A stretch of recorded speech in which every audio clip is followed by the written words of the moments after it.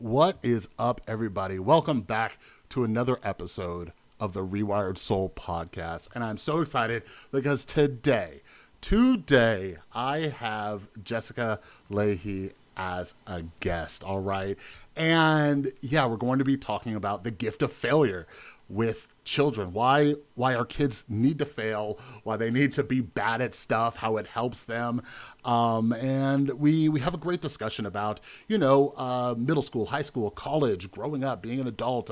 When should kids give up, and when should they keep pushing forward and not give up, and all these other things. So it's a great conversation. And her book, The Gift of Failure, is just such an amazing book. But the other thing is, when I recorded this with Jessica and sent her the questions, she actually had a brand new book come out called The Addiction Inoculation. Both of these books will be linked down in the description below.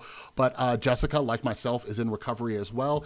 And The Addiction Inoculation, it's about helping kids navigating and, educating us parents on how to talk to our kids about it, what preventative methods work, which ones don't. She dives into a lot of the studies and the research.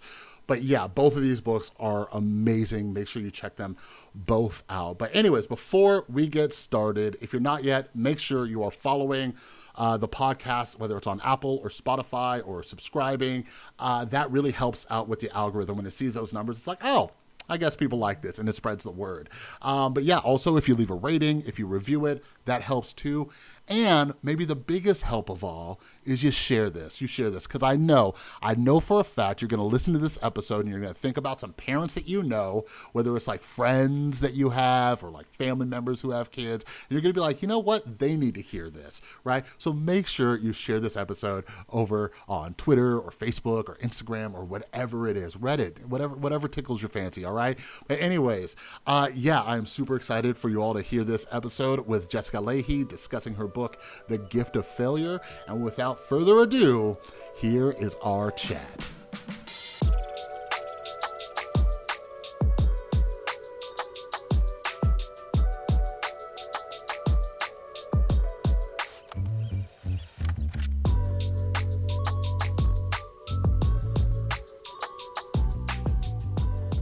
Jessica, thank you so much for coming on the podcast to discuss your previous book. I know you got a new book out, and hopefully we could reconnect and talk about The Addiction Inoculation.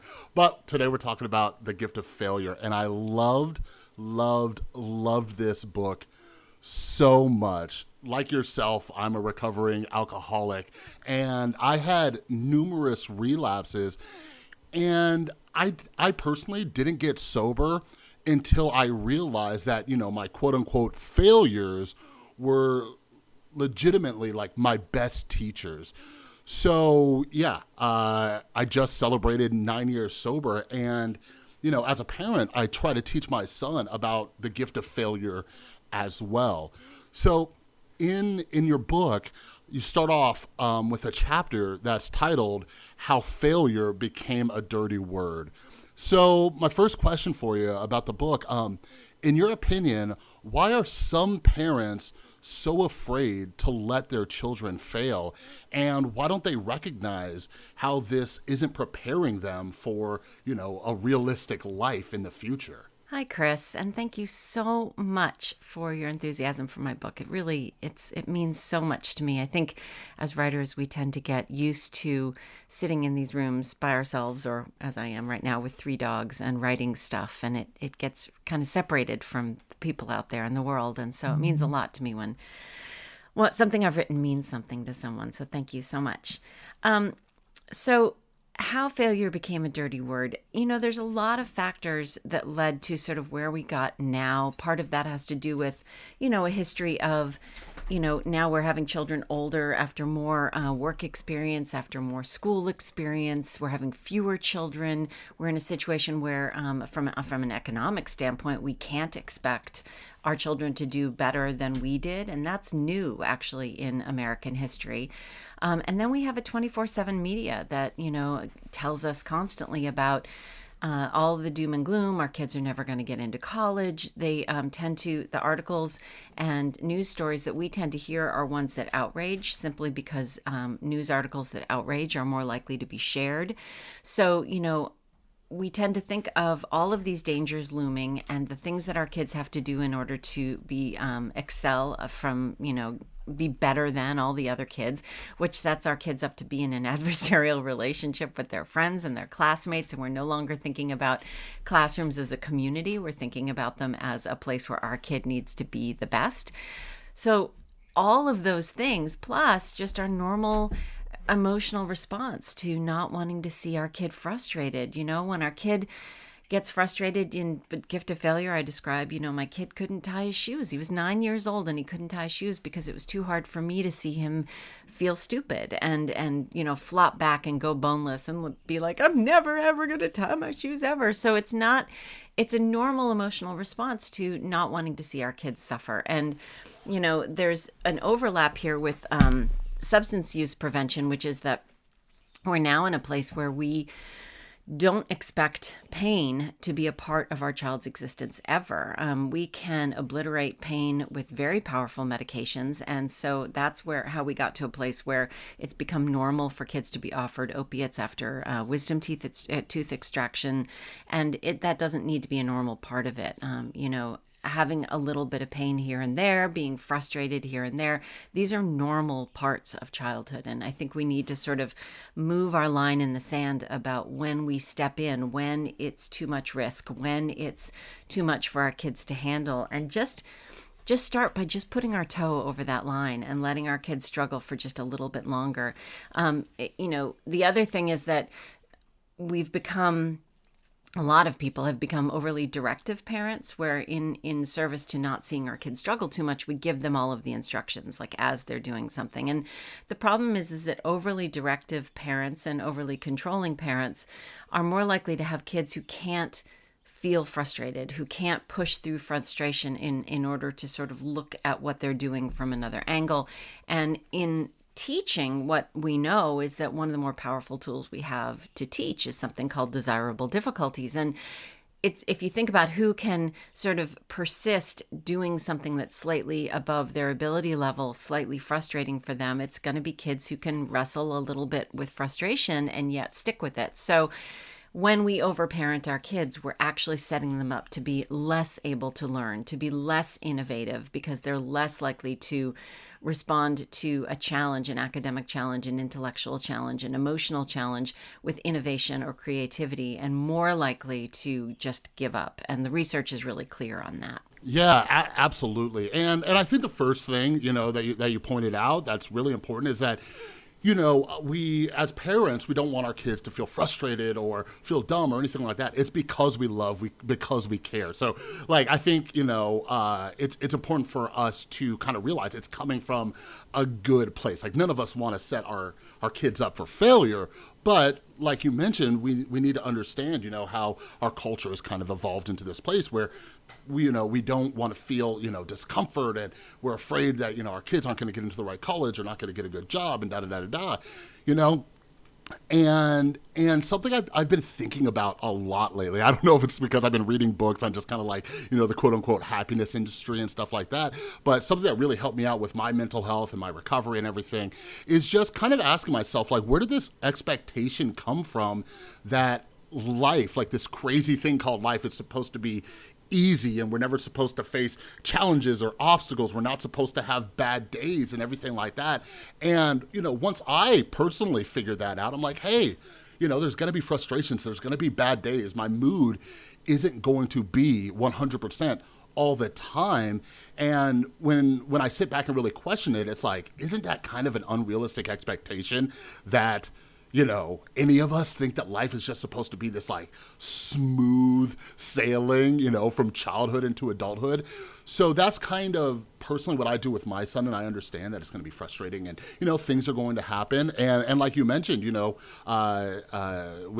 your son and tying his shoes, and you have a lot of great stories in your book too, as not only, as a teacher, but as a parent, right? And, what I personally try to do is when I see my son stuck on something or anything like that, I try to walk him through like the thinking process and ask him questions like, why do you think this isn't working? Or where do you think we could turn to find some solutions or strategies? And, I'm a bit of a tech nerd. And, from a young age, I taught him how to look up on YouTube fixes and everything like that. And now that's like his go-to because I'm trying to make him a little bit more self-sufficient. But yeah, like, trust me. When he gets frustrated or stuck, like I just want to jump in there and just do it for him. But that's what I love about your book is that you remind us as parents, as teachers, as, uncles or anybody who interacts with children or people, right? Like we have to let people work through that to build that resilience. So something else I wanted to discuss was there's a lot of research out there about internal versus external locus of control. And it really makes sense to me how people are genuinely happier when they believe that they are personally in control of their outcomes. But unfortunately, the world is not always the meritocracy that we're told it is or wish it was. And there are many results that are completely outside of our control. So what's your recommendation for teaching kids about taking responsibility for their actions and for their efforts while also helping them understand and realize that they don't have 100% control over the outcomes? So one of the things that's really important to understand about internal locus of control, and also I want to add to that, internal locus of figuring out whether something is of quality. So, when your kid comes to you and is like, mommy, or daddy, what do you think of these pictures I drew? Our normal response is to say, oh my gosh, that's the most beautiful thing I've ever seen. I mean, I've done it 1,000 times over. But one of the best things we could really do for our kids is every once in a while just turn it back on them and say, so what do you think of it? Or, are you proud of what you did? Did you have a good time doing it? How do you feel about the outcome? That helps kids shift from needing exterior, external approbation of what they do in order to, make it so that they can actually look at their own work and figure out whether it's of any quality. But back to external versus external, internal versus external locus of control. One of the things that we know about learned helplessness, which is that state of, and by the way, learned means that someone is teaching it to them and it's often their parents.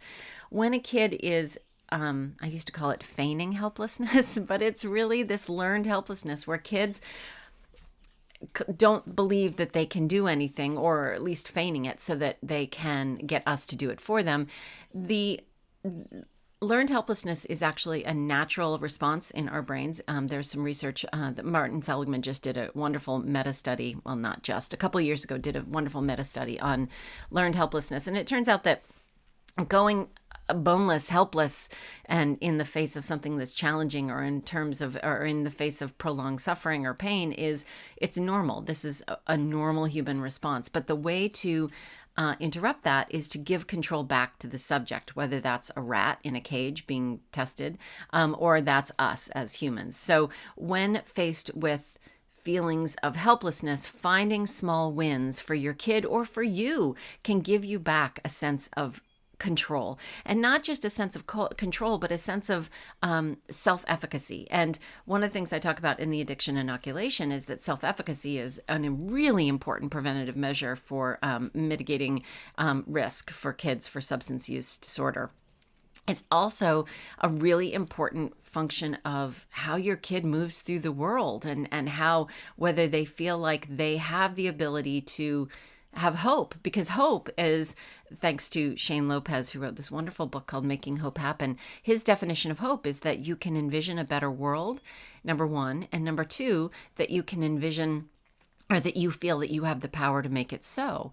And self-efficacy is that second part, but that optimism or hope combined with self-efficacy, that's the magic formula for helping kids not only feel like they have more control over their world, but also that they are at lower risk for all kinds of negative outcomes, not just in terms of substance use disorder, but in terms of depression, in terms of anxiety. Because when you have small wins, you feel more in control. When you feel like when I take an action, it will actually result in a control that can make my world and the world in general a better place. And that's really, really important. So help your child have some small wins. If the big picture is too much, too big, too huge to get their arms around, then say, okay, well, this is your big goal. What are the smaller goals that you have to do in order to get to that bigger goal?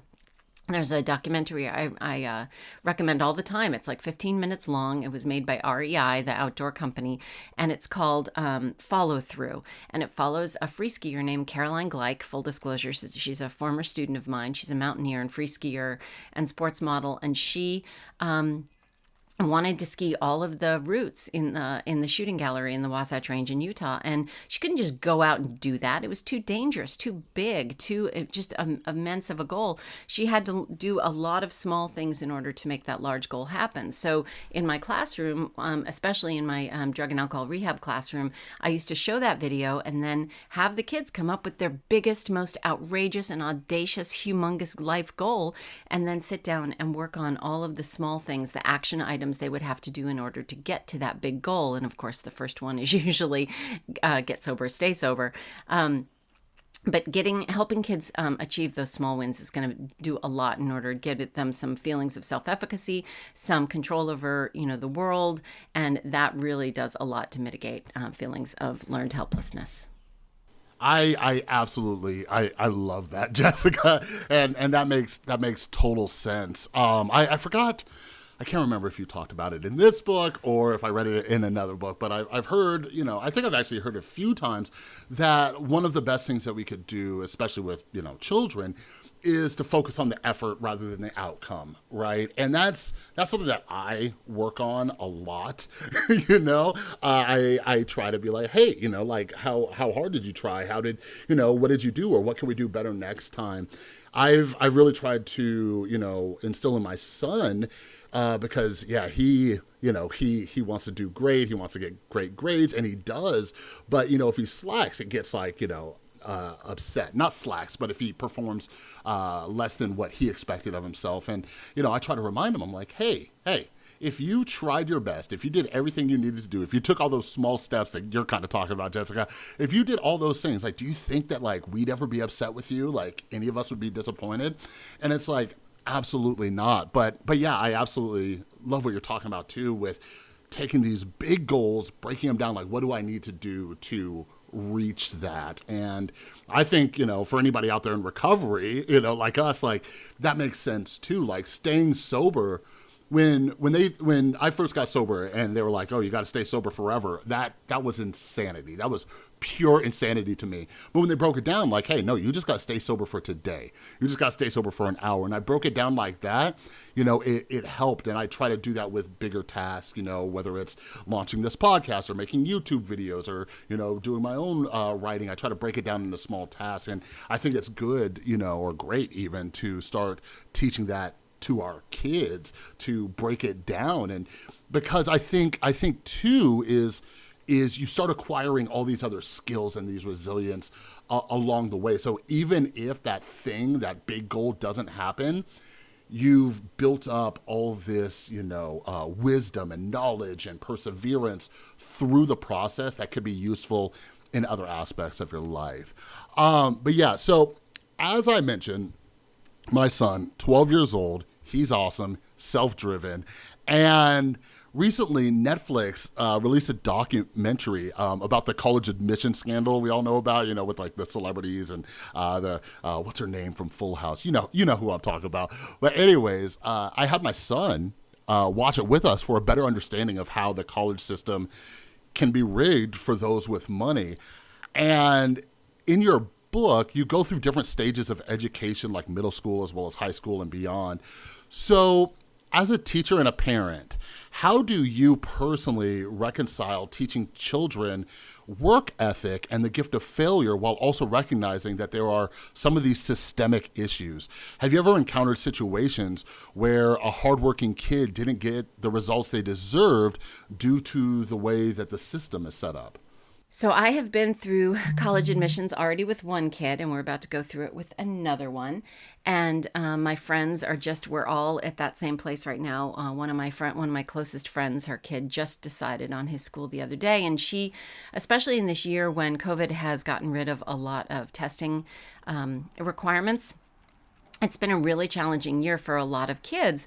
A lot of kids specifically with privilege, because a lot of kids who wouldn't normally apply given their test scores are suddenly applying, and it's opening the doors for a lot of kids who wouldn't usually apply to colleges but are seeing this, no testing as a great opportunity for them to apply places they wouldn't normally apply. So the first thing that I would do is recommend that you get a grip on, sort of as a parent, get a grip of your own hopes and dreams and wants in terms of replicating, I want my kid to go to that college that would have been perfect for me, that it never occurred to me to apply to, or that college that I applied to and I didn't get into.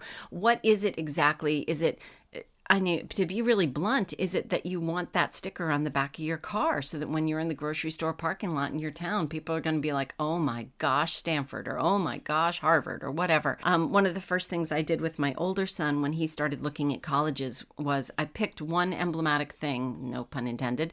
I said, look, Ben, the one thing I will not do after this college search is over is put your choice of a college as a sticker on the back of my car. I don't get to take credit for that, and I don't want your hopes and dreams for my happiness and pride and ability to boast to play a part in this incredibly important decision. The other thing we did was we got a book called Colleges That Change Lives, which is so much better than the U.S. News and World Report, because one of the things that the media has also done to parents is to tell them that kids are never going to be able to get in anywhere. The college search is impossible, and that's just not true. It is really, really tough to get into about 50 to 70 colleges that are on the top of the U.S. News and World Report that have acceptance rates of lower than 30%. There are 2,700 accredited colleges and four-year colleges and universities, and that's not including the two-year in this country. There is so much to choose from, and just because it's at the top of the U.S. News and World Report list does not mean it's necessarily a good fit for your kid. So opening your eyes a little bit to what might be a good fit for your kid, being really clear about what your kid wants, and not just blurring the lines between what you want and what your kid wants, and understanding that a fit for you might not be the best fit for your kid. And then on top of that, to get to the guts of your real question, help your kid understand, especially for my kids. I had to help them understand that they are white boys from New England, and they have had every privilege, they've had every support, and that there are going to be colleges that they're going to want to get into where there's going to be, in some places they might have an easier time, but thank goodness now I think it's important for them to understand that it's time for a lot of people who have not had the opportunity to take advantage of, of a college education. It's time for some people to be able to do that. And so, I think helping my kids understand that college admissions isn't just about them. And it's also not just about whether or not they are worthy to be accepted by a college. I think it's important for our kids to have a good fit. There was one college we went to go visit, and we got to the college tour. There were parents there with like sixth graders. It was crazy insane. And yes, it was a very, very high caliber college. And, in terms of, very low acceptance rates. And we were just doing sort of a college tour, and this one was there. And so we went, and, we knew right away that it was a terrible fit for my kid. And so we didn't want to offend anyone. So we kind of peeled off and snuck off from the tour behind a building and ran back to our car, because we just knew that this college was appealing to the people in the tour that were going to jump through every hoops to show that they were worthy, as opposed to considering whether or not the college was actually right for their child. And that was not something, it just felt wrong. So anyway, have some really clear eyes about what your motivation is with the college that it is you want your child to get into. And, that was hard for me. It was really hard for me. But one of the things I did is, when we went around, I said at the end of each tour, I said, so what is it? What did you think? And he couldn't, he could give a response, but then I would ask very probing questions. What is it that you liked about this? And you can't just say the fancy amenities or the beautiful new sparkling buildings. And actually, the college that my son ended up going to, when we finished the tour, he said, I saw students all over the place talking to people I can only assume were professors, and they seemed really calm and natural about it. And that's what I want. I want a school where it's normal for professors to just stop and talk to their students and offer mentorship. And that's what I really, really want. So that really, we were able to rule out a whole bunch of schools based on that. So it was a really great answer to the question of what is it, that appeals to you about this school above and beyond, the majors and all that other stuff. So I think the other important thing to remember is that, competition is way through the roof for some of those top tier colleges. And this is not about your kid or your kid being rejected. When you think about the numbers, and I talk a lot to people in admissions, when you talk about the numbers, often a college admissions person has seconds to look at your child's, to assess your child. And that's ridiculous. It's just not, it's not a it's not a way to assess a human being. And so keeping in mind that there are colleges that are looking for your particular child and help steer your child toward those colleges, and have some options open, and look at things you might not have considered, like, the honors college within your state college. Or, I went to my public state University of Massachusetts, because for a bunch of reasons, for economic reasons, but also because I wanted to try a little bit of everything. And it allowed me to have a small major in which I was treated like an individual within a gigantic college that my parents could afford, and that allowed me to leave college with no debt. So, start thinking a little bit outside the box. Go get the book, Colleges That Change Lives. Don't just think about the top 60, 70 colleges in U.S. News and World Report, and start getting real about what it is your kid wants to study and why, and get your own ego out of the way.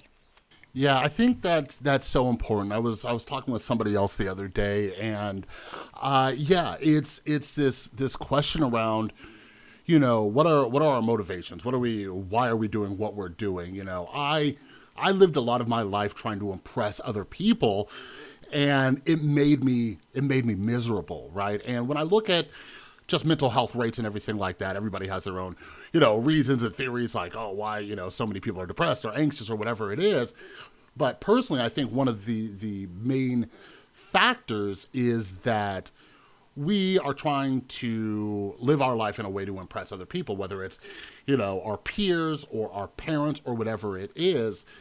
And what I personally learned is, that's a bad way to live, because once you do that thing, there's no guarantee that you're going to, A, make them feel the way you're hoping they feel, or B, it's going to make you feel whatever you think that you're going to feel, right? So going to that college or whatever, to impress your parents. And, personally, that's one of the reasons I did. I was, I come from a family of alcoholics and addicts and everything like that. And I remember graduating high school, and they're like, "Oh, Chris, you got to be the first one to go to college and all this." And I did, and I saw that it wasn't what I expected. That feeling of people being proud of me and whatever. But I love how you had this conversation with your son about, like, what are you looking for? What do you want? And all this other stuff. Because, especially because college can be so expensive. It breaks my heart just knowing that, kids will go to school and major in something and not really understand, whether that'll lead to a promising career or a career they'll like, or, whatever that is. You know what I mean? There's a lot of thought, and I think the way you said it is great. And these are conversations that I'm trying to have with my son, even though he's 12, he has 6 more years until he graduates, but I want him to kind of start thinking about this stuff. So in the book, I really love this one chapter you had about this kind of parent-teacher partnerships. So with you being an educator, what are some of the biggest challenges that you face with parents? And what do you wish more parents understood about their child's education, as well as how they could better partner with teachers?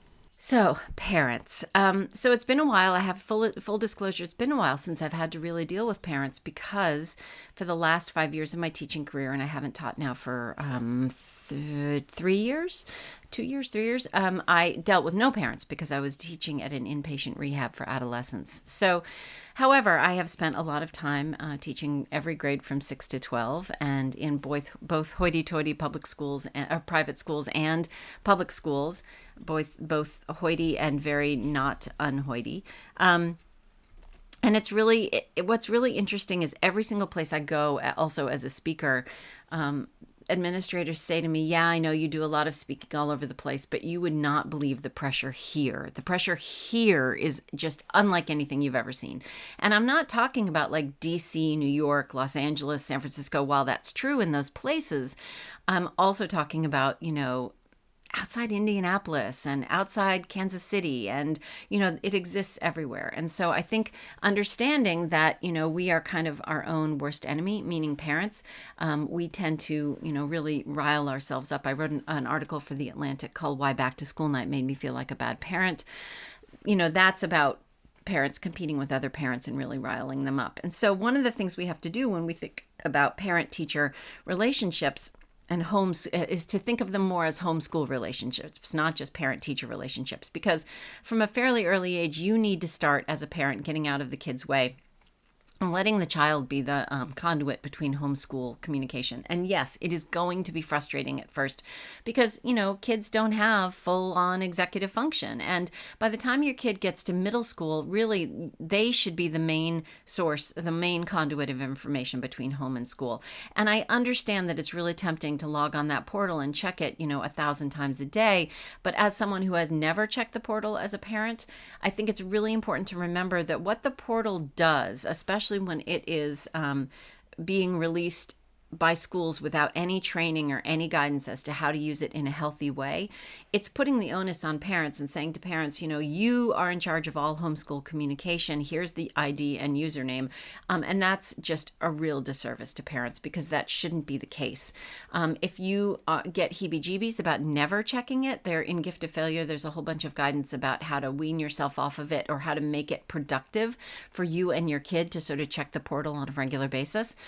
But one of the important things I advise parents to do, and one of the things I have continued to do, is when I know who my kids' teachers are going to be, I just send them all a note and I say, hi, so I'm Finn's mom, I'm Ben's mom, and I will not be using the portal this year, mainly because I would like to promote sort of communication between myself and my kid and my kid and you. And I don't want to be undermining that by having him worry that I'm checking all the time.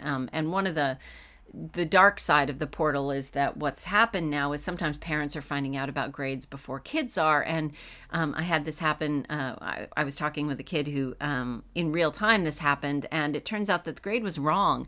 And this kid was freaking out because his parent was texting him about, how livid she was about this grade. And it turns out it just wasn't a real grade. It was a mistake. But he had no time to go talk to his teacher and work that out as, a big kid with his teacher before the parent pick up that afternoon. And anyway, so having a way that works for you and your kid, and again, there's guidance about this in Gift of Failure, ways to use the portal that are healthy and do not undermine communication. But go to the teacher and say, look, I'm not going to be using the portal, or I will be using the portal very little. I would like to make this so that my son or my daughter begins to understand that it's his or her or their responsibility to be in communication with their teacher, not mine. And therefore, if something really starts to circle the drain, here's the best way to get in touch with me. But otherwise, I would like you to communicate primarily with my child. And then if you feel like you need to level up to the next level, then definitely come to me. But I would love for you to problem solve with my child and not with me. And that not only gives a signal to the teacher that they are trusted, but that they are seen as in partnership with the family. And so homeschool communication is the way to go. Encourage your school to do student-led parent-teacher conferences as opposed to parent-teacher conferences without the kid. I would never dream of going to a parent-teacher conference without my kid, no matter how young they are, because it's really important to help your kid understand, even if the school doesn't offer student-led parent-teacher conferences, I would still insist on my child being there, because it's really important for your kid to be a part of the problem solving and not some pawn that is used between the parent and the teacher. So get your kids involved. Get your kids involved in problem solving. Use the portal in a way that's intelligent and not just out of a feeling of desperation and fear. Oh man! Oh, I forgot about these portals. When my son, he first started out in elementary school, and his mom gave me like all these logins and the apps and everything, and I'm a tech savvy nerd, and and all that, but I'm like, this is nuts, and it's cool. It's cool because I enjoy technology and innovation and everything like that.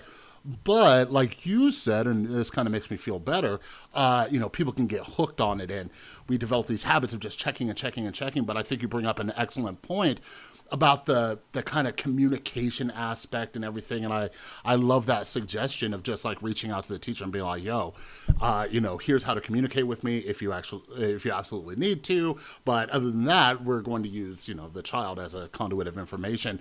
And, personally for me, something I try to remember with my son all the time is that what drove me nuts growing up was, as kids, we all want to be treated older than we are, but just not being treated like I was even semi an adult. I understand they couldn't, trust me to, do all the adult things, but I think what you're saying is getting kids involved in these parent-teacher conferences and stuff like that, because they need to be part of the problem solving, and that's something I try to implement with my son, and I've tried to for years, because I want him to get this kind of real world experience.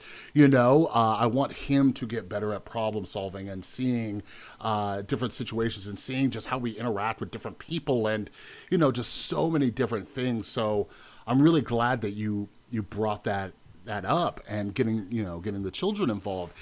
And it's been really cool too, because his mom is a bit like more overprotective and all up in his schoolwork than I am, and my kid's been just amazing all this time. But as time went on, I could see her kind of dialing back too. And the one thing that I'll say is I think a lot of it is developing that trust with your child as well. Like, my son is very accountable to himself, so we don't got to be on him all the time. Like, when he gets homework, I can trust that he's going to do it, and I don't have to remind him, and which is a bajillion times better than any way I acted, growing up.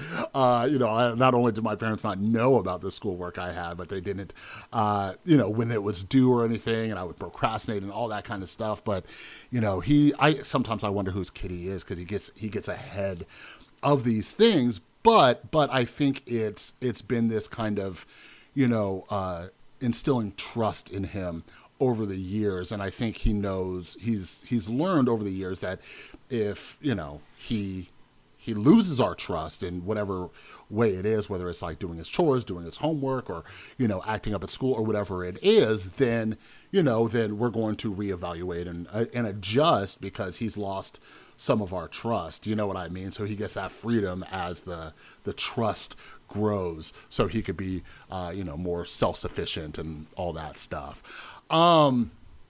So one of the last questions I have for you, and there's a lot in here, Jessica. So, I was thinking, so a while back, I taught my son about some studies I learned from this book. I can't remember which one it was, but it was this book on the psychology of luck. I got really into success versus luck and meritocracy and all that kind of stuff. And I told him about one study where they showed that people who considered themselves, quote unquote, lucky just didn't give up as quickly as others, right? And I think that's extremely important when we're talking about your book, The Gift of Failure, and all that. Like, you got to keep trying and going and trying and going. But yeah, I'm kind of blown away because sometimes, like with your kids, like something just really just sticks. And, with my son, he really enjoyed this study. And he thought it was really cool because he plays video games and stuff, and he'll go back and keep trying and all that stuff. But anyways, when I'm kind of thinking about this and thinking about other children and even my son, right? At a certain point, it seems like all of us, whether it's children or even adults, we also need to kind of balance and look at the sunk cost fallacy, right? And we have to realize at some point we need to cut our losses. Like, we can't just keep trying at this thing that isn't going to work. So based on your experience, as well as the research, what are some signs that someone should just accept failure, give up, and move on, right? Like, that's something I think about all the time when it comes to my son. Like, at what point is it like, hey, maybe it's time to just let go of this goal or this project or whatever it is. For example, I'm a huge fan of Carol Dweck's growth mindset work, but at what point should a kid just realize that, something is only going to improve so much? You know what I mean?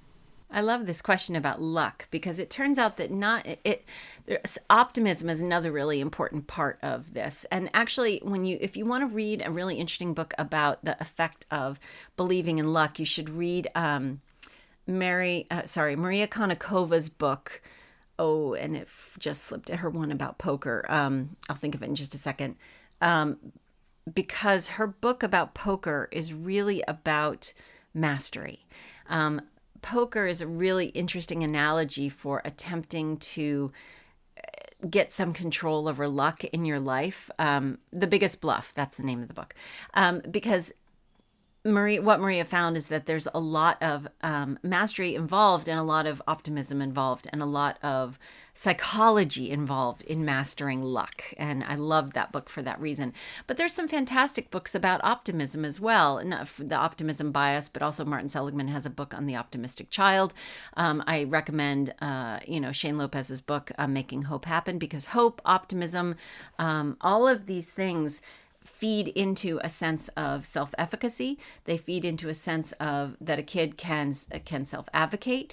They're a part of inoculation theory, which is a big part of my book, The Addiction Inoculation, which is helping prevent substance use in kids, helping kids feel like they have the ability to say no in a way that saves face, that allows them to have control over the exchange about whether or not they have a drink or whether or not they engage in sex before they're ready or whether or not they get in the car with the drunk driver.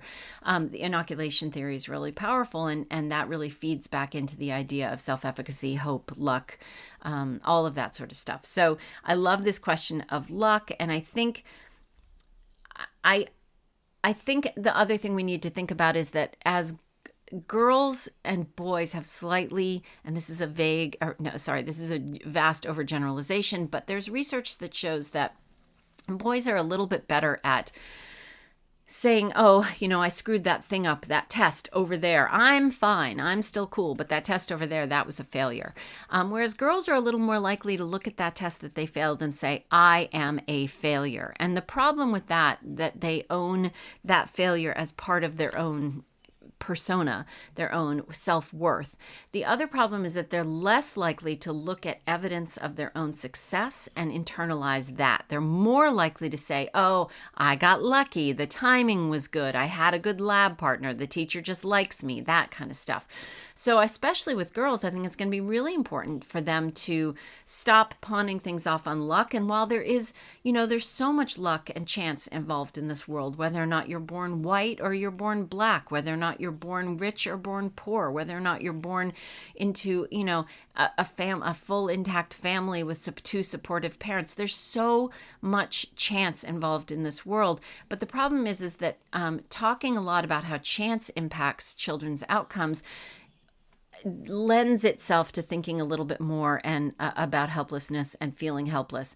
The more we can help kids understand that luck is what you make of it. That one of my best friends talks to me about the fact that, The Gift of Failure, my first book, sold at auction with 14 publishers bidding on it because an article went viral. And I tend to talk about that as luck. But the problem is that my friend says, you know what? Yes, there was some good timing involved in that, but you had a body of work sitting there that you had worked really hard at. You'd gotten really, you were really intent on mastering the skill of writing and becoming a journalist. And so when that chance thing, that streak of, lightning in a bottle thing happened, you were ready. So let's help kids understand that, yes, there is a fair amount of chance involved, but that chance is often going to be a matter of timing and preparation, timing mixed with preparation. And so be ready when those moments of chance happen. And so just throwing your hands up and saying it's just all about luck, I think feeds learned helplessness. And so we need to be really careful about that. I love it. I love it so much, Jessica, and I couldn't agree more. And that's something interesting too that you bring it up. I start self-reflecting and think about, the same thing with myself. I'm like, oh, I just got lucky, and that's interesting. I haven't heard about that research between kind of like that general young boys versus young girls, and and things like that, and how we attach it to our identity, right? And I love that, just, that example of, your book and your friend pointing that out to you. There's like this cliche saying in like the entrepreneurial world or sales world or something like that, where it's like luck is, what is it? Like luck is, being opportunity plus, being prepared. And I've actually been thinking about that a lot just personally with this whole podcast that I'm starting, right? Like I'll put it this way. My dad actually, like one of the best lessons he ever taught me as a kid was, if you don't ask, the answer is no, right? And another thing I learned about in one of those books on like the psychology of luck is, it's a numbers game, right? So the more you reach out and stuff like that, the more chances you have to, potentially quote unquote win. And with this podcast, for example, I am just, since I read so many books, and I'm just constantly reaching out to authors, like there are dozens. There are so many authors who never get back to me, but I also have a backlog. I have a backlog of authors who are scheduled like this upcoming week. I'm doing 5 days, 5 episodes in a row just to kind of like put him in a category, because I have so many people get back to me, but it's because I keep trying and I keep pushing forward and everything like that.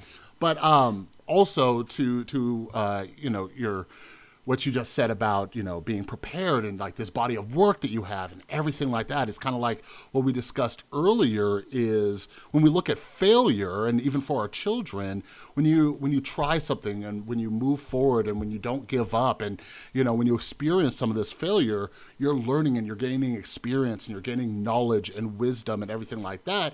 So even though this specific situation didn't work out, maybe something will work out in the future because of the skills you gained from, just giving that thing a try, whatever it is, right? Like even if it's filling out college applications or job applications when they get older, the more you apply for colleges or jobs or whatever, the better you get at filling out these applications, and you can kind of learn and everything like that. But yeah. Anyways, I interrupted you. So second part of the question, when should people or kids just learn to give up? You ask, when should kids just quit and give up and move on? And at what point, does a kid realize that it's just something they're not seeing improvement? I love this question because I think as parents, we tend to get really, I hear this all the time. When a kid says one of the things that happens when I speak at a school is I give all the kids my email address, and I tell them to email me and tell me what they would like me to tell their parents that evening. And a good number of them will tell me, please tell my parents that it's okay for me to quit whatever thing they've been doing since they were in kindergarten that they're just not in love with anymore. And parents' response is often, but we have so much invested. She just needs to stick with it for 3 more years and it'll look great on her transcript, kind of thing. Or maybe she'll be able to play, soccer in college or whatever. The return on investment thing just mystifies me because every time your kid is off doing something they hate, they are not doing something that could be the potential thing that they fall in love with. So with my youngest kid in particular, we tried a little of everything. He's tried metalworking. He worked welding, learning how to use a plasma cutter. He was a kid who really, when he was really young, hated music. And so I sort of put music off the table. Like, it really upset him. Music did not work for him at all. We couldn't play it in the car. He was very sensitive to sounds. And so I just thought, okay, well, music is off the table. He's going to hate it. Whereas my older son, played saxophone. And speaking of music that really irritated my younger son. So I sort of had music off the table, but through having free time in his schedule, he was able to start playing with lots of things that he found interesting and listening to lots of different kinds of music. And now actually he's obsessed with digital music production. And I can hear him upstairs in his room right now. He's practicing one of the 6 instruments he has upstairs in his room. And this has, we support him in that. And obviously if he wants an instrument to try out, I'm like, yes, let's go rent that now. But I've also found that when I'm too quick to jump on that and make it mine, or make it something that I have a big part of, or I start suggesting types of music that he should try, it gets my parent stink all over it, and he tends to pull back. So my answer to, when is it okay to quit? Well, that's going to depend on your family. If your family, for example, and this is the story I often use for this. When my older son was young, I heard all the research about how if your kid plays a musical instrument, then it can help their math and their analytical, quantitative thinking, blah, blah, blah.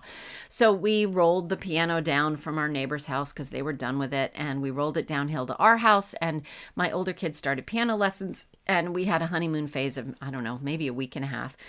And after that, it very quickly became something that we argued about the practicing. And we got to a certain point where it was just not something I was not willing to risk our relationship in exchange for practicing piano, something that probably, given our priorities as a family, was not going to be a major part of his life. There was just no joy in it for him yet. So we rolled the piano. I finally asked him, I said, is it time? Do you really want to quit? Or I think at first I said, can you stick with it for one season? Because seasons tend to be the periods during which, go read like Charles Duhigg's book about habits. That tends to be the period during which it takes us about a season to build habits. So he stuck with it for a season, and then he was free to quit. And we rolled the piano down the hill to the neighbor's house, and those suckers had the piano. So what ended up happening was a couple of years later, he had at least a little bit of basis from that, in reading music from that one season of piano playing. And he picked up my husband's guitar and started playing it and just fell in love with it. And after about a year of playing guitar, he said rather sheepishly, if someone on our town listserv was selling a keyboard, I might be interested in picking that up. And when we found a used keyboard on our town's listserv for very little money, he became obsessed. He practiced until I just couldn't believe how hard he practiced, because it was completely under his own steam. And that came down to, the quitting piano came down to our family priorities. If our family priorities were very much about music, it might have been different. A friend of mine who I really respect and adore, the rule in her family is you will play a musical instrument. We don't care what instrument it is. You can change every month if you want, but until you are done with high school, you will play some musical instrument. But within those parameters, you have choice. And obviously kids are more likely to stick with one that once they've started, but that's up to them. Giving kids choice is really, really important. Realizing that if you're making your child do something that is joyless for them just because you have a lot invested, that's a lot of other things they're not trying, whether that's stained glass window making or metal working or jewelry making or glass blowing or some other sport. Give your kids time. Take the opportunity to maybe make some room in their schedule for downtime, for idle time, and see what they discover. You can make tech rules around that idle time that, will let you quit this, but you can't replace it with video game time or online time. And if that's a bargain they're willing to make, then great, let them do that. I think it's really important. Childhood should be a time of experimentation, even as kids get older. One of the things we need to guide adolescents toward is positive outlets for risk and seeking novelty, and trying something new is a great way to give kids, adolescents, that thing they need so much, which is seeking out of or finding novelty, finding risk. So push them towards some positive risk, trying something new. And I wholeheartedly believe that once your kid has committed a season, and maybe, for in service to establishing a habit or not letting their teammates down or whatever it is, let them try something else. Yes, absolutely. That's great, and I think that's a great way to end. And it just reminds me to just when my son was younger, and there were so many things that I wanted him to do. Like I knew, like if we start him young, he'll be amazing at this instrument, or he'll be amazing at this sport, and all these things, right? And over time, I had to learn to back off, and now it's just about experimentation and having time, like you mentioned, for novelty and just seeing what you like. And there are certain things and hobbies that he's come back to, and he goes through phases and stuff like that. But I just want him to have that curiosity and try new things, and he's great about that. If he was just stuck on one thing forever, I'd be like, hey, why don't we try some other things? And sometimes it's me introducing him to some of my hobbies, or whatever it is, because I don't know. At the end of the day, I just think, when he gets older, I want him to just kind of have a variety of experiences. So when he's, looking for going to college, or, seeking a job, or even what he wants to do after high school, if he wants to take a little gap year or something like that, he has these experiences to look back on, see what he likes, and, is curious about, and kind of move on from there. But anyways, thank you so much, Jessica, for coming on the podcast to discuss your book, The Gift of Failure. And everybody listening out there, Jessica is this amazing woman, and she has a brand new book as well called The Addiction Inoculation, which I just finished reading, and I'm hoping Jessica will come back so we can talk about that one, because that is a huge passion of mine as well. As many of you know, I just celebrated 9 years sober. Addiction runs in my family, and I am worried that my son, when it gets to that time of experimenting and everything like that, he has the addiction gene. So make sure you check out her book, The Addiction Inoculation. And yeah, if you get her book now, by the time she comes back to talk about it, then you'll already have read the book, and you'll be more familiar with the questions and answers and everything like that. So yeah, make sure you check out the description down below. I have a link to Jessica over on Twitter. She shares studies and research, and she shares articles and so many cool things. So make sure you're following her over on Twitter. Both of her books are linked down below, so make sure that you check those out. But yeah, that's all we have for this episode. And in case you're not following me over on social media, make sure you are. My links are down there too, at The Rewired Soul, over on Twitter and Instagram. Next week is going to be an amazing week. I'm doing 5 straight episodes, Monday through Friday. I have phenomenal guests, and the overall topic of the week is going to be scientific thinking and having healthy conflict, right? Like we need to be able to share ideas and everything like that, and that's something that Jessica talks quite a bit about in her book, The Gift of Failure. It's building this resilience and being able to have difficult conversations, and being able to accept when you're wrong and screw up, and and all these other things. But especially in the climate that we have today, where it's really difficult for people to have conversations and share different ideas and opinions, and people on different sides of moral spectrums and all that. We have a lot of great conversations coming up next week with some amazing authors. So make sure that you stay tuned. But yeah, anyways, thank you so much for listening to this episode with Jessica Lahey. Make sure you check out the description down below. There are also some links down there if you want to help support the podcast in any way, whether it's on Patreon or getting some of the books that I've written over at therewiredsoul.com, or if you're like me and you like improving your mental health, there is also an affiliate link for BetterHelp Online Therapy, which is a service I have personally used and I absolutely love it. Check that out down below. But anyways, I hope you all have an amazing, fantastic rest of your day. All right. And make sure you're following me at The Rewired Soul, and stay tuned because we have an exciting week coming up.